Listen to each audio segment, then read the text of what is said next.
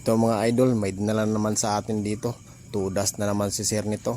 Kasi nga sabi daw ng mekaniko ay maliit pa daw ang kanyang leaking. So okay pa daw ipatakbuhin.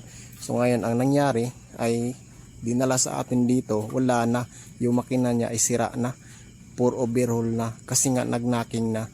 Sa sobrang dami na nawala na oil at pinatakbo ng malayo-layo pa.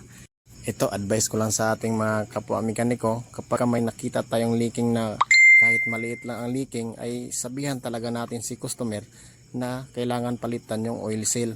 Oil seal lang naman yan 120 pesos lang yan kaysa ang gastusin niya hanggang 15,000 pataas.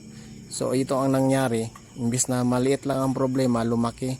Simple lang naman yan, tanggalin yan, lagyan nyo na ng flat screw dyan at saka paluagan nyo yung tornilyo dito number 17 para matanggal yung puliya. Ganun lang kadali.